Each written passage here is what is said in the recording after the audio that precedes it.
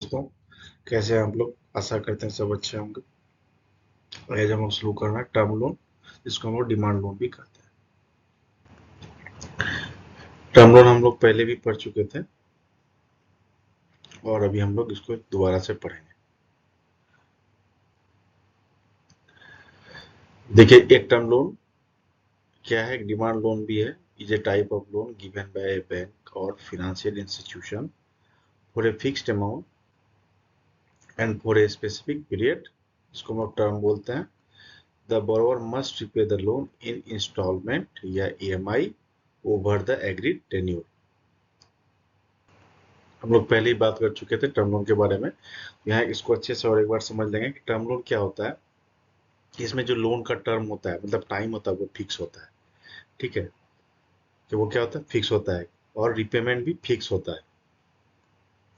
और रिपेमेंट जो होता है एज पर एमोर्टाइजेशन शेड्यूल, जो रिपेमेंट शेड्यूल होता है उसके अकॉर्डिंग होता है। अगर 5 ईयर्स के लिए या 60 EMI है या 60 इंस्टॉलमेंट है, जो भी है उसके हिसाब से होता है।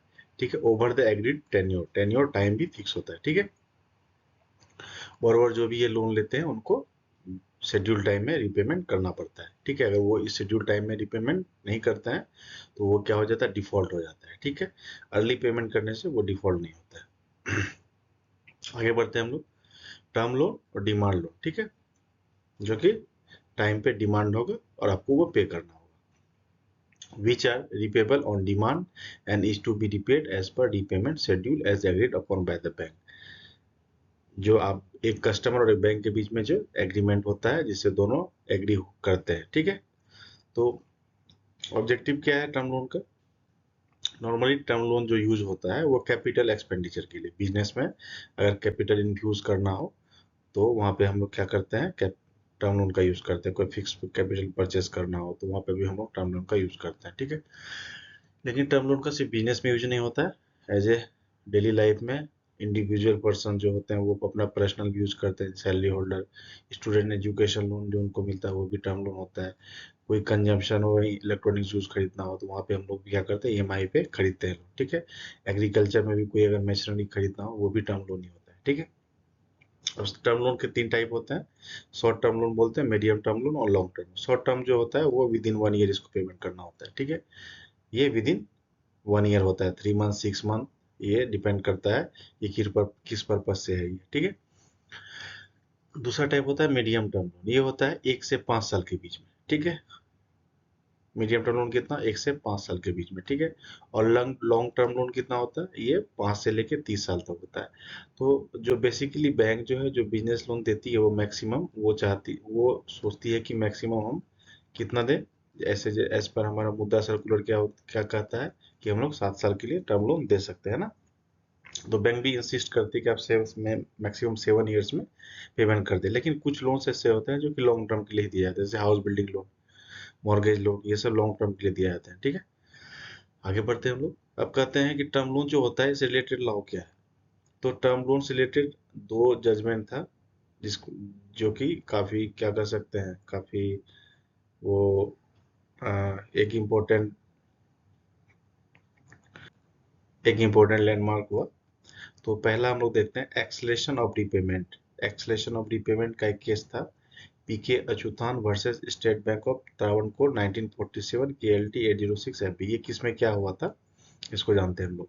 तो इसमें क्या हुआ था कि जो टर्म लोन का एग्रीमेंट है, और आज भी जो हम लोग टर्म लोन का एग्रीमेंट यूज करते हैं, उसमें क्या मेंशन होता है कि अगर आप पेमेंट डिफॉल्ट करते हैं तो बैंक के पास ये राइट होता है कि बैंक वो जो है अपने मनी को क्या कर सकता है, रिकॉल कर सकता है। ठीक है, मतलब आप वो कभी भी बोलेगा आप तो मेरा एक EMI डिफॉल्ट हो गए, एज पर कॉन्ट्रैक्ट आप इसके लिए एलिजिबल नहीं है तो मेरा पैसा वापस कर दिए, बैंक कभी भी कॉल कर सकती है। तो ऐसा ही कुछ केस इसमें हुआ था, P K Achuthan versus State Bank of Travancore में। उन्होंने जब डिफॉल्ट किया तो बैंक ने क्या किया, इसको रिकॉल कर दिया, मनी को दिया। कोर्ट में केस चला गया तो केरला केरला हाई कोर्ट जो था, उन्होंने इसमें ये लैंडमार्क जजमेंट दिया कि चूंकि आपने तो ऐसा कॉन्टैक्ट किया है बैंक के साथ कि अगर आप डिफॉल्ट होते हैं तो बैंक अपना पैसा सारा एक ही बार में वापस ले सकती है, तो ये राइट बैंक के पास रहेगा। ठीक है, दूसरा क्या था, दूसरा हमको एक चीज जानना है कि जो हमारा डॉक्यूमेंट का, हमारा जो रिकवरी के जो लिमिटेशन पीरियड होता है वो होता है मैक्सिमम 3 इयर्स। कितना दिन होता है? 3 इयर्स। तो क्या हुआ कि एक जजमेंट में कहा गया कि अगर कोई भी व्यक्ति, अगर सपोज करिए कि वो 5 इयर्स के लिए लोन लेता है, 5 इयर्स के लोन लेता है और उनका 2 इयर्स कंप्लीट हो गया है, 2 इयर्स कंप्लीट हुआ और लास्ट वाला जो ईएमआई था उनका, मतलब 24 ईएमआई जो था उनका, वो डिफॉल्ट कर गया। वो क्या क्या डिफॉल्ट कर गया, ठीक है। तो एज पर अगर बैंक को कोई सूट फाइल करना हो तो जब से वो डिफॉल्ट हुआ है, मतलब वो 24 से हुआ है, वहां से लेके 3 साल तक, मैक्सिमम 3 इयर्स ही लिमिटेशन पीरियड की वैलिडिटी होगी। उसके बाद बैंक अगर इस बीच में अगर बैंक ने कोई भी सूट फाइल नहीं किया, उसके बाद बैंक कोई भी सूट फाइल नहीं कर सकती है। Time within which a suit for recovery shall be filed, the limitation period for filing a suit in the case of term loans is 3 years from the date of default of a particular specific instalment. और इसमें bank ने, इसमें court ने कहा कि जैसे उन्होंने 24, मतलब लास्ट इंस्टॉलमेंट में डिफॉल्ट किया, तो अब ऐसा नहीं कि बैंक जो है इसका जो 60 इंस्टॉलमेंट है वहां वहां तक का वेट करेगी सूट फाइल करने के लिए, कि नहीं इसका 24 हुआ, अभी वेट करते हैं 60 में जाके करेंगे, तो वहां से फिर हमको 3 साल का टाइम मिलेगा, ठीक है। ऐसा नहीं हो सकता है। जब भी वो डिफॉल्ट होता है वहां से वो काउंट होगा कि उसका लिमिटेशन पीरियड कितना है सूट फाइल करने का, बैंक का 3 इयर्स है। तो इस बात को बैंक को ध्यान में रखना होगा। आगे बढ़ते हैं हम लोग। अब देखिए इंडिया में जो हमारा लोन होता है, in loan in India are not just governed by the Indian Contract Act. तो इंडियन कॉन्ट्रैक्ट 1872 है।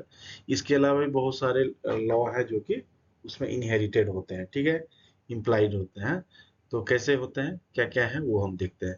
पहला तो इंडियन कॉन्ट्रैक्ट एक्ट आप जानते ही हैं, basic base law of all agreement, repayment term, breach remedies, etc। दूसरा आता है निगोशिएबल इंस्ट्रूमेंट एक्ट 1881, ठीक है, जिसमें प्रोमिसरी नोट यूज होता है, चेक होता है, बिल्स होता है, वहां पे ये लॉ काम करता है। तीसरा होता है जहाँ पे जिस लोन में कोलेट्रल होता है, प्रॉपर्टी मॉर्गेज होती है, तो वहां पे transfer of property act 1882 use होता है, ठीक है। तो ये याद रखिएगा। जहाँ पे सिक्योर्ड लोन है तो वहां पे सरफेसी एक्ट भी लागू होता है। और जो भी बैंकिंग रेगुलेशन एक्ट 1949 के तहत भी बहुत सारे नॉर्म्स लागू होते हैं। आईबीसी 2016 है, insolvency and bankruptcy code IBC 2016।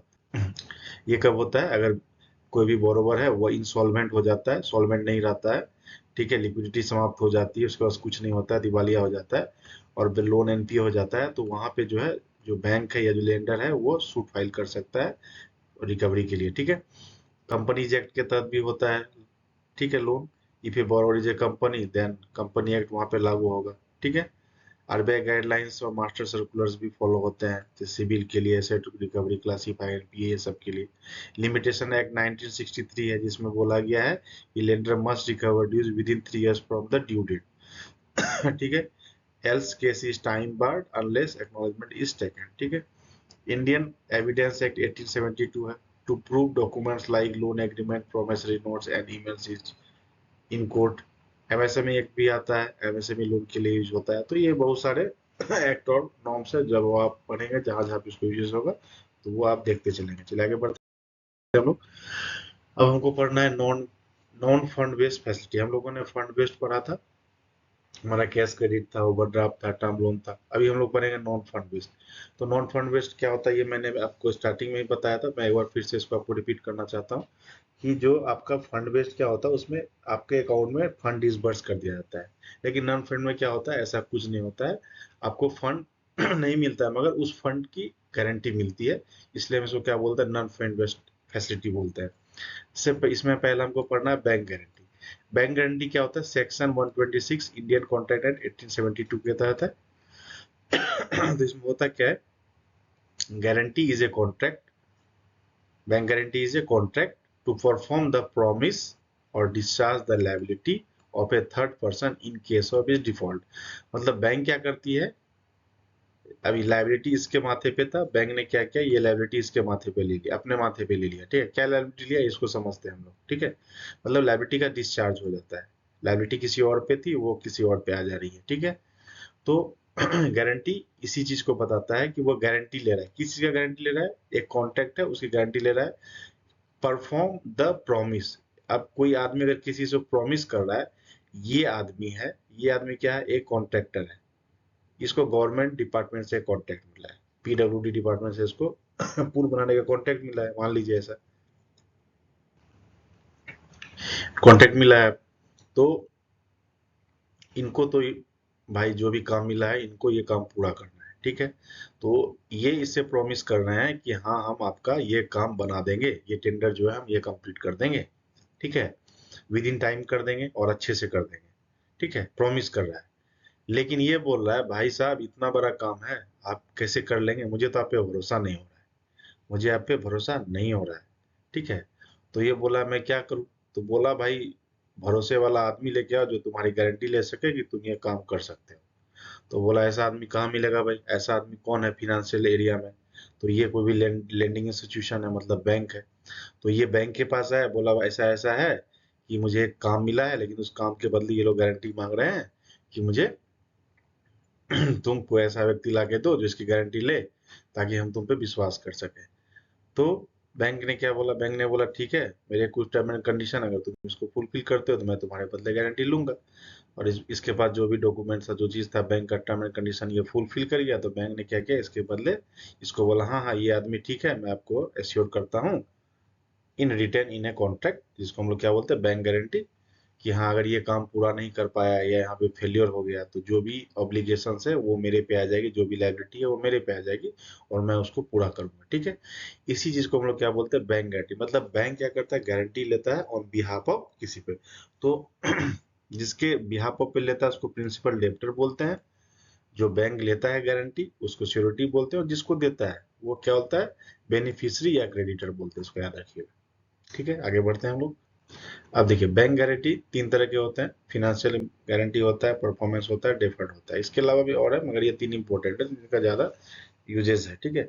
अब फिनेंशियल गारंटी क्या होता है इसको हम लोग जानते हैं, सीधी सी बात है, फिनेंशियल गारंटी मतलब फिनांस की गारंटी हो गई है, सीधी सी बात है, जो नाम है उसी के हिसाब से सिंपल समझना है। Are financial guarantee are direct substitutes wherein a bank irrevocably undertake to guarantee the repayment of a contractual financial obligation, ठीक है। जो रिपेमेंट है उसका ऑब्लिगेशन है, they essentially carry the same credit risk as a direct extension of credit.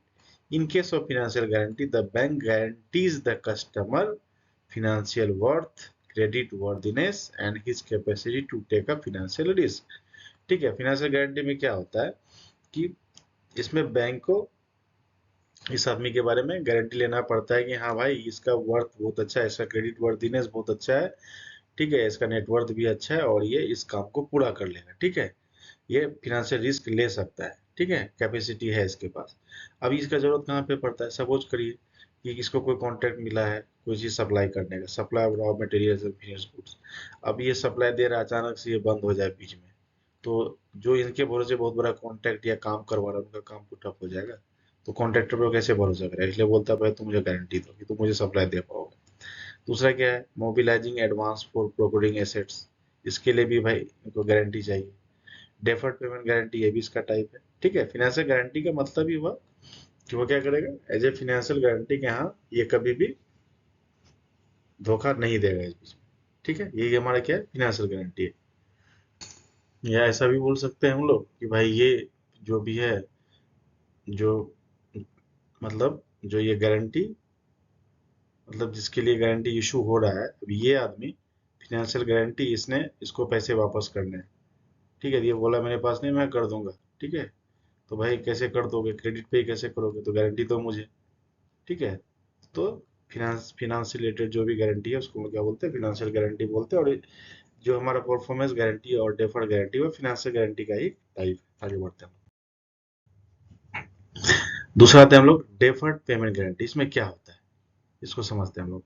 It is a financial guarantee is a way of raising long-term resources for acquiring fixed assets, capital goods by securing guarantee of repayment of principal and interest from his banker to the supplier to improve his cash flow by discounting these bills from his bankers, ठीक है। तो इसमें इसमें क्या है हमारा कि कोई भी लॉन्ग टर्म रिसोर्सेज अगर ये क्या करना चाह रहा है, एक्वायर करना चाह रहा है, ठीक है, या कैपिटल गुड्स करना चाह रहा है, ठीक है, किसी से खरीदना चाह रहा है और अमाउंट भी बहुत बड़ा है, एक बार में पेमेंट दे नहीं सकता है, तो उस कंडीशन में क्या करेगा ये, ठीक है, बोलेगा मुझे कुछ समय चाहिए, 5 साल के लिए समय दे दो, अब इसको एग्जांपल से समझते हैं, फिर इस डेफिनेशन पे आएंगे। अब एबीसी एक कंपनी है, वो एक मशीन खरीदना चाहती है एक्स वाई जेड से, ठीक है। एक एक मतलब 1 करोड़ इसका दाम है। अब ये बोला कि भाई मैं पेमेंट दूंगा 5 साल में, 5 साल में, 5 साल के बाद जो भी इंस्टॉलमेंट होगा मैं दूंगा। तो एक्स वाई जेड क्या बोला कि भाई तुम मुझे गारंटी दो। तो एबीसी क्या बोला, ले bank issue A deferred payment guarantee for bank. ABC गया बैंक के पास, बोला मुझे गारंटी चाहिए, वो आप दे दो, मैं उसको दूंगा। तो बैंक ने इशू कर दिया, बाकी जो बैंक का टर्म एंड कंडीशन है, ठीक है। अभी क्या होता है, अगर एबीसी फेल करता है तो बैंक पे करेगा किसको, रिकवर करेगा। देन रिकवर इस बैंक पे करेगा किसको, एक्स वाई जेड को, और बाद में रिकवर किसे करेगा, एबीसी से। तो ये डेफर्ड पेमेंट गारंटी है ना। पेमेंट मुझे करना था, लेकिन मैं गारंटी, जो मेरा पेमेंट का तरीका है, जो मैंने मुझे करना है और मेरे ऊपर ये लाइबिलिटी है, मगर उसको क्या कर रहा हूँ मैं, डेफर्ड कर रहा हूँ किसके ऊपर, बैंक के ऊपर में, ठीक है। तो वही चीज़ है यहाँ पे कि अगर इनको कुछ मशीनरी खरीदना है लॉन्ग टर्म रिसोर्सेज के लिए, जहाँ पे बहुत ज़्यादा अमाउंट होता है, तो वहाँ पे अगर टाइम चाहिए होता है प्रिंसिपल डेब्टर को, किससे, क्रेडिटर से, तो उस सिचुएशन में वो क्या करता है, deferred deferred payment guarantee DPG वो इशू करवाता है, ठीक है। तो ये बोला, it is a financial guarantee is a way of raising long term resources for acquiring fix assets, capital goods, कुछ भी, for securing guarantee of repayment of principal and interest from his banker to the supplier to improve his cash flow by discounting these bills from his bankers। तो अब इस बीच में ये 5 साल का time ले लिया है। These guarantees are issued on behalf of industries, इंडस्ट्रीज के लिए जो होता है, which purchase capital goods and machinery on deferred payment basis. The buyer, buyer कौन है, प्रिंसिपल डेप्टर जो खरीद रहा है, pay certain advances to the supplier and for prompt repayment of remaining cost of the capital goods purchase imported on instalment basis. कुछ इन्होंने advance कर दिया और बाकी क्या बोला कि हम आपको इंस्टॉलमेंट में देंगे। ही बैंक, द बैंक, सॉरी यहाँ पे द होगा, the bank issue guarantee in favour of the supplier, whereby the bank undertake to honor the financial commitment involvement in payment of due installment or contractual amount by the principal debtor। अब जो भी पैसा बचा हुआ है वो instalment देने का वादा किया है, तो ये इसकी गारंटी कौन लेगा, बैंक लेगा। इसे वो लोग क्या बोलते हैं, डेफर्ड पेमेंट गारंटी। और अक्सर डीपीजी का यूज होता है बड़े बड़े इंडस्ट्री में, बड़े बड़े बिजनेस में होता है, ठीक है। आगे बढ़ते हैं। अब आता है हमारा परफॉर्मेंस गारंटी। सबसे सिंपल और मैक्सिमम बैंकों में परफॉर्मेंस गारंटी ही ज्यादा होती है, ठीक है। परफॉर्मेंस गारंटी क्या होता है, ए performance guarantee is a type of bank guarantee when the bank promise to pay the beneficiary if the applicants fail to perform the term of contract। अब कॉन्ट्रैक्ट लिया है परफॉर्म करने का, और वो जो टारगेट लिया है उसको पूरा नहीं कर पाया, वर्क उसका कंप्लीट नहीं हो पाया, एलोकेशन नहीं पाया, तो जो भी पेनल्टीज है या जो भी चीजें हैं वो कौन देगा, कौन देगा उसको, बैंक पूरा करेगा on behalf of principal debtor. अब ये कॉन्ट्रैक्टर को कॉन्ट्रैक्ट मिला, परफॉर्मेंस गारंटी मिला उसको, यहाँ तुम ये काम परफॉर्म कर लो, ये विद इन टाइम फ्रेम पे होगा। अब बैंक ने उसके बिहाफ पर इशू किया, मगर वो कॉन्ट्रैक्टर उस काम को पूरा नहीं कर पाया, तो बैंक को क्या करना पड़ेगा, उसके बदले जो भी ऑब्लिगेशंस है फिनेंशियल वो चुकानी पड़ेगी। कोई भी कंप्लीट प्रोजेक्ट करना है, कोई गुड्स का डिलीवरी करना है, या कुछ सर्विस प्रोवाइड करना ऑन टाइम, और वो टाइम पे वो नहीं कर पाया, परफॉर्मेंस नहीं दे पाया अपना, तो उसके बदले बैंक को ऑब्लिगेशंस होगी, डिस्चार्ज ऑफ लायबिलिटी है बैंक के ऊपर, तो उसको बैंक को देना पड़ेगा। Depending on the nature of transaction, bank issue two types of guarantee. Guarantee for a specific transaction, a bank guarantee may be issued to cover a single transaction only, ठीक है। और continuing guarantee, a guarantee which extend the series of transaction is called continuing guarantee। A continuing guarantee may at any time be revoked by the guarantor as to future transaction by notice to the creditor beneficiary, ठीक है। तो nature of transaction के हिसाब से हम लोग का क्या होता है, दो गारंटी होता है, जिसको हम लोग बोलते हैं गारंटी फॉर स्पेसिफिक ट्रांजेक्शन, और एक होते हैं कंटिन्यूइंग गारंटी जो कंटिन्यू चलता रहता है, ठीक है। बैंक गारंटी को हम लोग आगे और डिस्कस करेंगे अच्छे से। अभी देखिए कि जो हमारे पास जो तीन मेन, जिस पे ज्यादा क्वेश्चन भी आते हैं, परफॉर्मेंस, डेफर्ड और फिनेंशियल, ये कहाँ कहाँ पे यूज होते हैं और इसका पर्पस क्या है। तो परफॉर्मेंस गारंटी मैंने आपको बताया, परफॉर्म करना है construction, government contracts, EPC, IT projects वगैरह। ये क्या इंश्योर करता है, पर्पस क्या है, ensure contract work will be done properly and on time, ये इंश्योर करना है परफॉर्मेंस गारंटी। डेफर्ड क्या है, कोई बड़ा गुड्स खरीदना है, मशीन खरीदना है, इंपोर्ट करना है, ये इंश्योर करता है क्या, फ्यूचर इंस्टॉलमेंट को, मतलब प्रेजेंट का जो भी मेरा लायबिलिटी था उसको हम फ्यूचर पे डेफर्ड कर रहे हैं, टाल दे रहे हैं उसको, ये 5 साल में देंगे, अभी नहीं दे पाएंगे 5 साल में देंगे, इसको हम लोग क्या बोलेंगे, डेफर्ड पेमेंट गारंटी। फिनेंशियल क्या होगा? फिनेंशियल होगा ensure money will be paid if applicant default. Financial में सीधी सी बात है, रुपया पैसे की बात है, फिनेंशियल है। अगर मनी विल बी पेड, अगर कोई डिफॉल्ट होता है तो बैंक को उसको चुकाना होगा। Trade loans, real estate, business deals में फिनेंशियल गारंटी होती है। अदर भी बहुत सारे बैंक गारंटी है। बिड बॉन्ड गारंटी है, इमेज गारंटी है, एडवांस पेमेंट गारंटी है, कस्टमर एक्साइज गारंटी है, रिटेंशन मनी गारंटी है, कोड गारंटी है, जुडिशियल बॉन्ड ईटीसी, ये भी गारंटी है। ठीक है, तो चलिए, हमारा ये उतना पूछा नहीं जाता है, फिर भी अगर आप इनको पढ़ना चाहे तो गूगल में सर्च करके पढ़ सकते हैं, बुक्स में भी मिल जाएंगे आपको कहीं के। उतना इम्पोर्टेंट मुझे नहीं लगा, क्योंकि पे कभी उतना कोई क्वेश्चन आए नहीं। चलिए, अभी हम लोग जो अपना नया टॉपिक पढ़ने जा रहे हैं वो है हमारा लेटर ऑफ क्रेडिट, क्योंकि काफी इंपॉर्टेंट टॉपिक है, इसको हम लोग बहुत अच्छे से समझेंगे। चलिए, सबसे पहले कुछ टर्म है, इसको आपको समझना है अच्छे से और उसको याद रखना है, फिर आपको लेटर ऑफ क्रेडिट बहुत इजी वे में समझ में आएगा। तो देखिए, लेटर ऑफ क्रेडिट क्या है? एक रिटेन कमिटमेंट है, एक रिटेन एग्रीमेंट है। ठीक है, ऐसा समझिए। इशू कौन करता है? ए बैंक। कौन करता है इसको इशू? लेटर ऑफ क्रेडिट को एक बैंक इशू करता है। किसके बिहाफ पे? जो खरीदता है कुछ, ऑन बायर या इंपोर्टेड, जो कुछ खरीदता है या बाहर से मंगाता है। ठीक है, मैं अगर कोई चीज सामान विदेश से मंगाना चाह रहा हूँ तो मुझे एक लेटर ऑफ क्रेडिट चाहिए, तो मेरे बदले मेरा मैं बैंक को बोलूंगा आप इसको इशू कर दो। इशू करके किसको देगा? To the seller. सेलर कौन है? जिससे हम खरीदेंगे, है ना, या जो मुझे बेचेगा उसको बेनिफिशियरी बोलेंगे। उसके लिए लेटर ऑफ क्रेडिट है। क्यों? क्योंकि ताकि वो एश्योर हो सके कि मेरा पैसा उसको मिल जाएगा, क्योंकि मेरे पास पैसे है नहीं अभी। मैं क्रेडिट पे बोल रहा हूँ भाई आप कर दो, मैं उसको पैसे दे दूंगा, या जब मुझे माल मिलेगा तब मैं पैसे दे दूंगा। कैश ऑन डिलीवरी का सिस्टम करवा दीजिए। तो कैश ऑन डिलीवरी ही समझिए क्या लेटर ऑफ क्रेडिट है, कि माल मिलेगा हम पैसा दे देंगे। लेकिन इसका अगला कहना है कि भैया माल तो हम भेज रहे हैं, लेकिन माल मिलने के बाद आपको पैसा आप देंगे, इसकी क्या गारंटी है? तो हम बोल रहे हैं ना, गारंटी है, मैं लेटर ऑफ क्रेडिट दे रहा है, जैसे माल मिलेगा हम पैसा दे देंगे। इसी को हम लोग क्या बोलेंगे? लेटर ऑफ क्रेडिट बोलेंगे। ठीक है, चलिए इसको और अच्छे समझते हैं। It is commonly used in international trade. बिल्कुल, एक्सपोर्ट इंपोर्ट के बिजनेस में ज्यादा यूज होता है क्या? Letter of credit. ठीक है, इसके अलावा भी डोमेस्टिक ट्रेड में भी इसका यूज होता है। इसका काम क्या है? To reduce the risk of non payment. पैसा नहीं पेमेंट हो रहा है, उसका रिस्क कोई क्या करता है? थोड़ा कम करता है। क्रेडिट पे काम हो रहा है, ठीक है, और काम होने के बाद पैसा भी मिल जा रहा है, मगर वो जो बीच का गैप है, उसका डर और भय सबको रहता है कि भाई माल तो हम बेच दिए, पैसा आएगा कि नहीं आएगा, ऐसा क्या गारंटी है, अगला कहीं धोखेबाज निकल गया। तो ऐसे सब लोगों के लिए लेटर ऑफ क्रेडिट है। ठीक है, अब इसमें चार टर्म है, आपको अच्छे से समझना है। जो खरीदता है या बायर होता है उसको इंपोर्टर भी बोलते हैं या एप्लीकेंट बोलते हैं। वह उसका जो बैंक होता है जहाँ पे वो ट्रांजेक्शन करता है, या जो बैंक इसके बदले ये आपका लेटर ऑफ क्रेडिट इशू करता है, उसको क्या बोलते हैं? इंपोर्टर्स बैंक बोलते हैं या इशूइंग बैंक बोलते हैं। अब जो सेलर है, जहां से माल खरीदेगा, जो मुझे बेच रहा है, ठीक है, बायर जिससे खरीद रहा है उसको क्या बोलते हैं? बेनिफिशियरी एक्सपोर्टर बोलते हैं। और वो जो सेलर है उसका जो बैंक है उसको एडवाइजिंग बैंक बोलते हैं। ठीक है, और कंफर्मिंग बैंक ऑप्शनल होता है, एडवाइजिंग बैंक ही। ठीक है, कंफर्मिंग बैंक कौन होता है? सॉरी, कंफर्मिंग बैंक कौन होता है? एट एट एट से guarantee of payment option in high risk cases.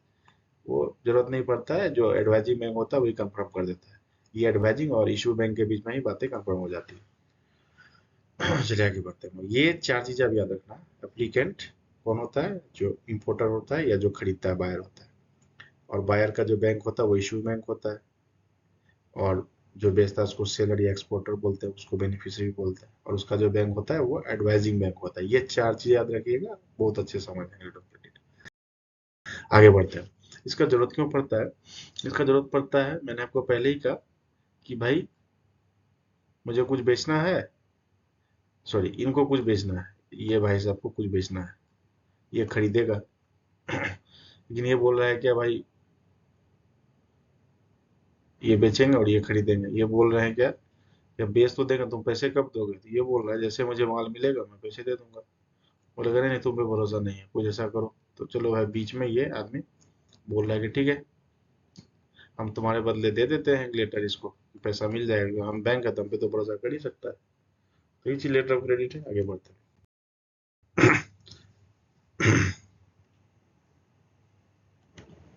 अब देखिए,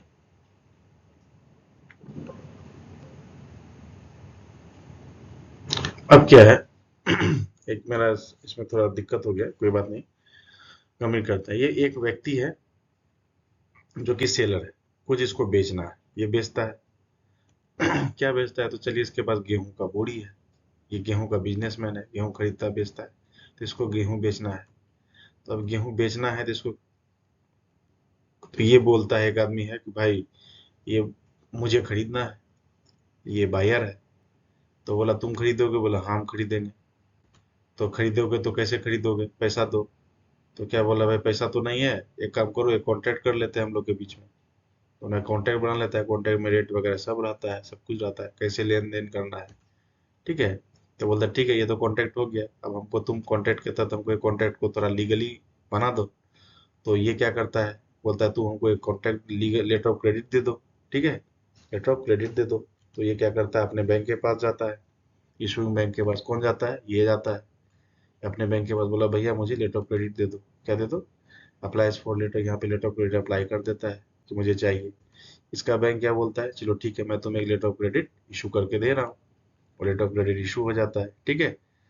इशू करके किसको देगा? तो ये बोला था मुझे तो चाहिए, भाई मेरे पास पैसा आएगा तो कहाँ, मुझे मेरे बैंक को दे दो, जिस बैंक से मैं लेन देन करता हूँ। तो ये इसका बैंक क्या कर गया, इसके बैंक को भेज दिया, लो भाई लेटर ऑफ क्रेडिट मैं दे रहा हूँ कि पैसा मिल जाएगा, कोई चिंता की कोई बात नहीं, जैसे आपका माल डिलीवर होगा हम पैसा आपको आपके बैंक को दे देंगे। ठीक है। अब इसका बैंक बोलता है हाँ भाई मुझे तो लेटर ऑफ क्रेडिट मिल गया है, मतलब निश्चिंत रहो पैसा मिल जाएगा। जैसे ये करता है, तो जैसे ये बात इसको बोलता है, ये क्या करता है, माल को वहां से शिप कर देता है। जैसे माल को वो शिप करता है, मतलब शिप पे चढ़ा देता है कि डिलीवर के लिए, बाकी जो भी डॉक्यूमेंट वगैरह है, कहाँ पे माल है, कब पहुंचेगा, सारा डिटेल्स वगैरह क्या करता है, अपने इशूइंग बैंक को दे देता है। किसको दे देता है? इशूइंग बैंक को दे देता है, सॉरी एडवाइजिंग बैंक को दे देता है वो। अपने इस बैंक को वो दे देता है कि हाँ भाई लेट उस बैंक को भी बता दीजिए कि मैंने माल शिप कर दिया है, ये सारा डिटेल्स है इसमें। अब ये क्या करता है एडवाइजिंग बैंक, इसको वापस documents are forwarded to issue bank, ये बोल देता है कि हाँ माल तो शिप हो गया, इसको मैं वैलिडेट करके, ये क्या करता है, इसके इशू बैंक को भेज देता है। इशू बैंक क्या करता है, ये भी वेरीफाई करता है कि हाँ सच में माल उन्होंने शिप कर दिया। तो ये क्या करता है, इसको भेज देता है इंपोर्टर के पास, बायर के पास। जैसे बायर को पता चलता है कि अरे माल तो शिप हो गया, ठीक है, तो ये क्या करता है, इसको पेमेंट कर देता है। इसको क्या कर देता है, पेमेंट कर देता है।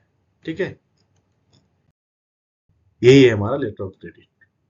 ठीक है, उम्मीद करते हैं आपको अच्छे से समझ में आया होगा, और अब इसको एक दो बार देखेंगे तो वो क्लियर हो जाएगा। बस सीधी सी बात है, आप लेटर ऑफ क्रेडिट को समझिए कैश ऑन डिलीवरी। बस होता क्या है कि जैसे पर इसमें पता चलता है कि हाँ शिपिंग हो गया, तो ये पैसा भेज देता है, या आ जाएगा माल तो उस बीच में पैसा दे देता है।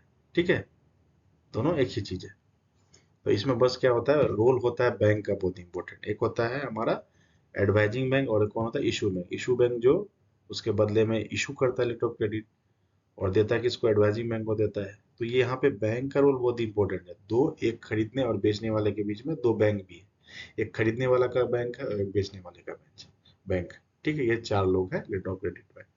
उम्मीद करते हैं अच्छे से आप समझ गए होंगे। अगर कोई कंफ्यूजन होगा तो मुझे काइंडली कमेंट करिए, ताकि अगर कुछ इसमें आपको लगे कि मैंने कुछ आपको थोड़ा अच्छे से आप नहीं समझ पाए, इसको और अच्छे से समझाना चाहिए, तो प्लीज कमेंट जरूर करिएगा। ठीक।